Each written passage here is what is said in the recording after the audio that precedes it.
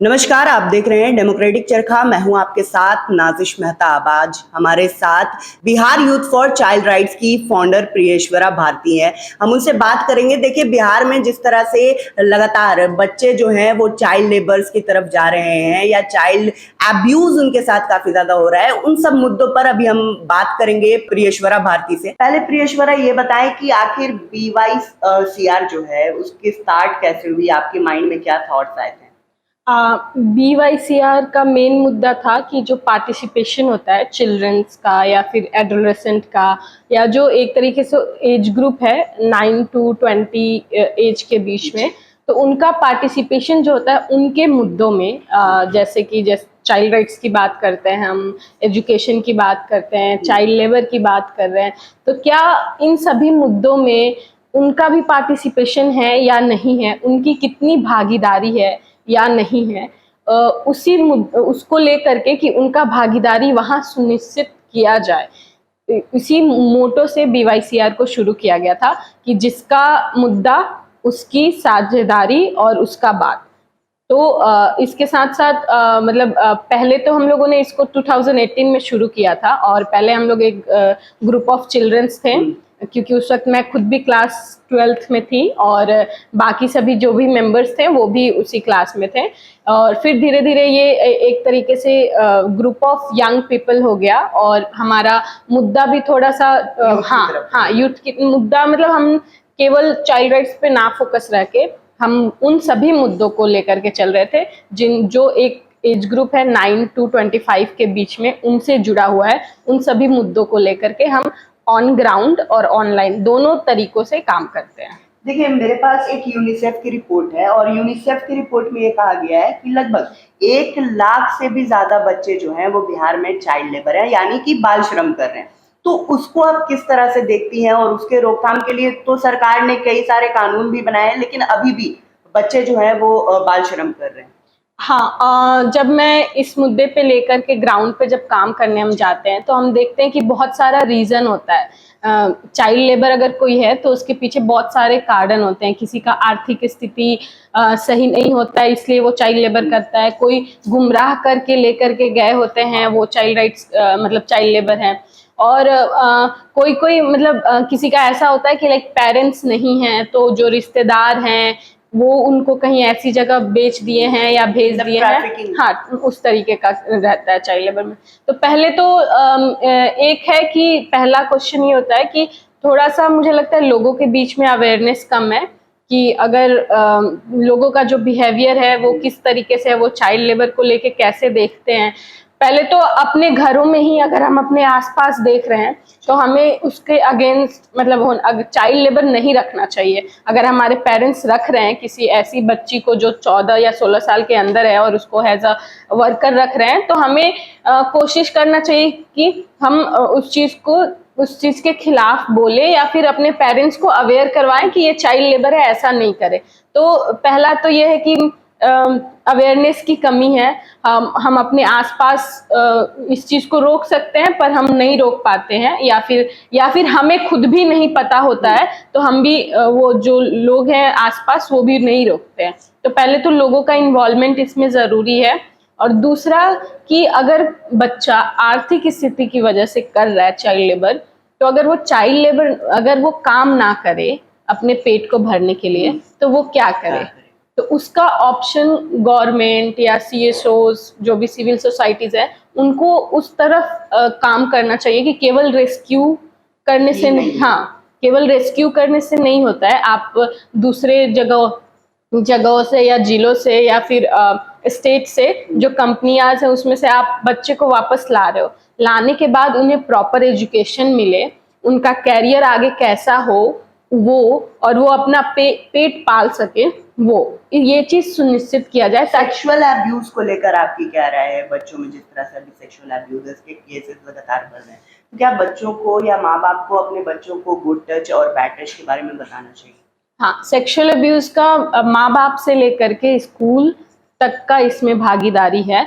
Sexual abuse एक तो जो सामने वाला है, जो अब्यूजर है, उसका भी मतलब उसके ऊपर भी काम कि जो अब्यूजर है वो क्यों अब्यूज कर रहा है। हम हमेशा मतलब हमको दोनों तरफ ध्यान देना होगा कि ताकि कोई जो अब्यूजर है उसको या तो कोई सजा मिले या फिर उसका कोई बिहेवियर चेंज को लेकर के कुछ किया जाए कि जो अब्यूज कर रहा है वो क्यों अब्यूज कर रहा है। एंड दूसरा, जो बच्चे होते हैं उन्हें इंफॉर्मेशन चाइल्ड अब्यूज के बारे में या फिर सेक्सुअल एजुकेशन, सेक्स एजुकेशन जो है वो फ्रॉम वेरी स्टार्ट, जब वो समझने लगते हैं, जब उन्हें सेंस होने लगता है, तब से उन्हें बैड टच, गुड टच और जैसे सेक्स एजुकेशन है वो प्रोवाइड करना चाहिए, जो कि हमारे स्पेशली गवर्नमेंट स्कूल्स में और प्राइमरी स्कूल्स में भी, अगर मेन जैसे पटना जैसे शहर की बात ना करें, कहीं और की बात करें, तो वहाँ टीचर्स में खुद टैबू रहता है कि हम इस चैप्टर को कैसे पढ़ाएंगे, या तो वो स्किप कर देते हैं या कुछ वैसा कर देते हैं।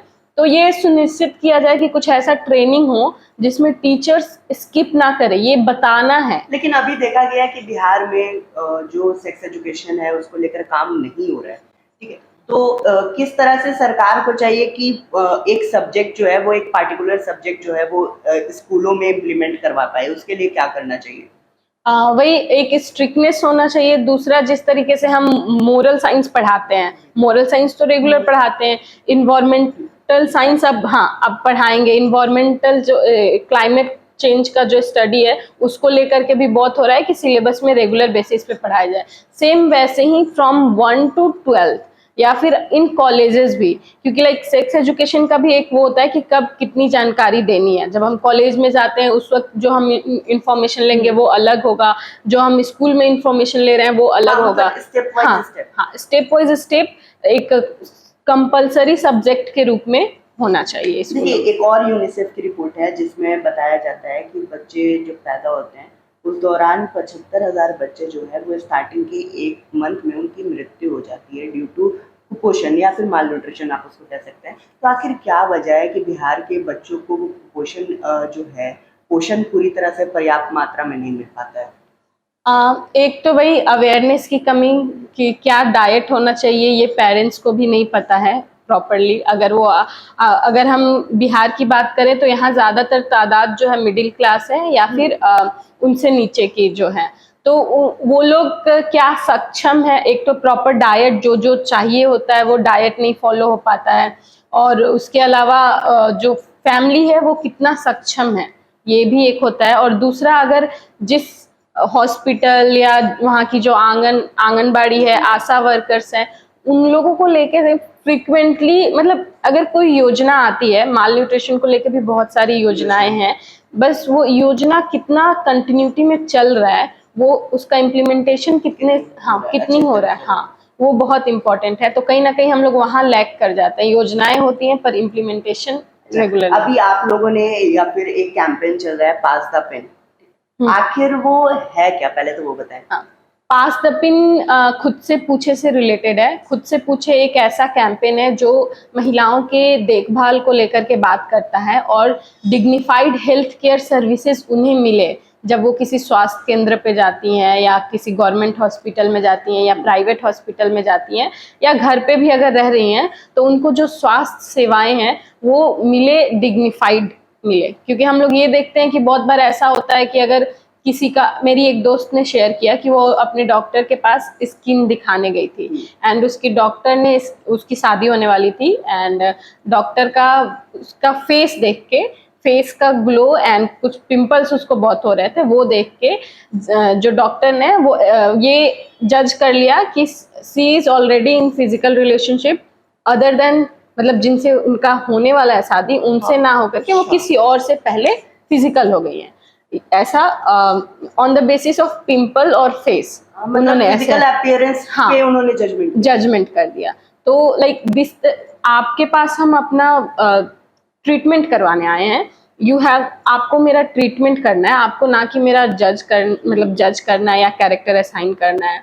इसके अलावा भी बहुत सारा STDs होते हैं या UTI होते हैं, और मतलब प्रेगनेंसी के दौरान भी ऐसे बहुत सारे केसेस आते हैं जिसमें महिलाओं को अनडिग्निफाइड बिहेवियर झेलना पड़ता है, चाहे वो स्टाफ हो, डॉक्टर हो, या फिर नॉर्मल घर में की बात करें तो अगर किसी और का सर दर्द होगा तो मम्मी तुरंत ला के दवा दे देगी, लेकिन जब मम्मी का सर दर्द होगा तो एक तो मम्मी खुद भी और बाकी लोग भी इतना केयर नहीं लेते, और मम्मी अरे गर्म पानी से ठीक हो जाएगा। तो ये जो एक है कि जहाँ महिलाओं को प्रॉपर एक केयर मिले और हेल्थ सर्विसेज मिले, उसके ऊपर है। पिछले 2 साल से ये चल रहा है। और पिन जो है ना, क्योंकि पिन हाँ, हमारे पिन मैं वही हाँ, जानना चाहता हूँ कि आखिर हाँ, पिन जो सिंबल है उसका माने मतलब क्या होता है? हाँ, पिन क्योंकि हम महिलाओं के जीवन में या एक तरीके से सभी के जीवन में पिन रोजमर्रा के लाइफ से जुड़ा हुआ है। हम उसको कभी कुछ फट गया तो पिन करने के लिए यूज करते हैं, बहुत तरीके से हम उसको यूज करते हैं। तो ये जो पिन है ना, वो जो एम्बेसडर्स हैं, जिन्होंने खुद से पूछे पे काम किया था, लगभग 1000 से ऊपर महिलाएं, उन्होंने मिलके उस पिन को सिंबल रखा डिग्निफाइड हेल्थ केयर का। तो वो जो पिन है वो सिंबलाइज कर रहा है कि डिग्निफाइड हेल्थ केयर मतलब मिले, वो डिमांड कर रहा है, वो ये बात रख रहा है, इस मुद्दे को आगे ला रहा है उस पिन के थ्रू। तो पास द पिन जो है एक तरीके से क्रिएटिव तरीका है कि इस मुद्दे को ऑन ग्राउंड हमारे कैसे साथ, अवेयर हाँ, लोगों को हाँ, महिलाओं को हाँ, अवेयर किया जाए? 60 लीडर्स जो ग्राउंड पे काम कर रही हैं, इसके अलावा क्रिएटर्स के हेल्प से और बाकी संस्थाओं के हेल्प से ऑनलाइन पास द पिन करके एक मोमेंटम बिल्ड करने की कोशिश की जा रही है, ताकि ज्यादा से ज्यादा लोगों तक ये बात पहुंचे। क्योंकि हेल्थ केयर सब समझते हैं, लेकिन जब हम बोलते हैं डिग्निफाइड हेल्थ केयर तो लोगों के बीच में बहुत कंफ्यूजन है कि डिग्निफाइड हेल्थ केयर मतलब क्या।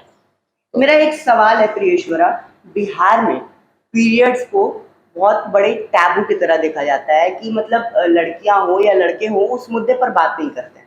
या तो अगर लड़कियां जो हैं अगर पैड्स लेने जाते हैं तो उन्हें वो ब्लैक चिमकी में या फिर कह लीजिए कि न्यूज़पेपर में उसको बांध कर दिया जाता है, तो वो आखिर ऐसा क्यों है?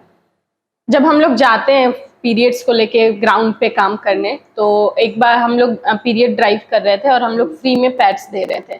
तो 2-3 केसेस ऐसे आए कि जैसे जो लड़की थी उसने लेने से मना कर दिया, क्योंकि उसको था कि ओपन में ऐसे कैसे ले सकते हैं, और परिवार के साथ आए हैं, शर्म आएगा, आप फ्री में भी दीजिएगा तो हम नहीं लेंगे, कवर करके दीजिएगा तो हम ले लेंगे। एक तो ये केस आया था। एक केस आया था ना कि एक महिला ने लिया, पर वो पूरा अपने जैसे होता है ना साड़ी के अंदर, ब्लाउज के अंदर, हाँ, छिपा के। हम लोग बोले कि ऐसे लेके क्यों जाना है, तो बोले कि सब लोग देखेगा तो शर्म आएगा। तो एक तो हमारे सोसाइटी में हम लोग इस चीज को एक बहुत ज्यादा छुपा छुपा के रखने वाला हम लोग बनाए हुए हैं। हाँ, तो उस माइंडसेट को चेंज करना है। और दूसरा कि जब हम पीरियड्स की बात करते हैं तो उसमें लाइक जितना इन्वॉल्वमेंट लड़कियों का है उतना इक्वल इन्वॉल्वमेंट लड़कों का भी होना चाहिए, ताकि एक ओपन और मतलब एक तरीके से वैसा सोसाइटी बन पाए, हाँ, जिसमें कंफर्ट हो, शेयरिंग में एक कंफर्ट जोन रहे। तो प्रियेश्वरा, मेरा एक और सवाल था कि अभी बिहार में लगभग 80% लोग जो है वो ग्रामीण क्षेत्रों में रहते हैं, और ग्रामीण क्षेत्रों में क्या होता है कि लोग पैड्स अफोर्ड नहीं कर पाते हैं, तो अभी भी कपड़ों का इस्तेमाल किया जाता है। तो उस चीज़ों को सरकार को किस तरह से करना चाहिए? मेरे ख्याल से एक तो ऐसे सरकार की तरफ से ये होता है कि सैनिटरी पैड के लिए पैसे दिए जाते हैं लड़कियों को, पर उसमें ये है कि कितना वो इम्प्लीमेंटेशन हो रहा है, किस किस स्कूलों में हो रहा है, वो थोड़ा देखना होगा। और उसके साथ साथ जैसे पैड और जो कपड़ा जो भी हम यूज करते हैं, हम लोग देखते हैं कि जो स्कूल्स है उसमें टॉयलेट्स अच्छे होते नहीं है, मतलब एक टूटा हुआ है या फिर मतलब बहुत बुरी हालत में, स्कूल भी बुरी हालत में रहता है, टॉयलेट तो और बुरी हालत में रहता है।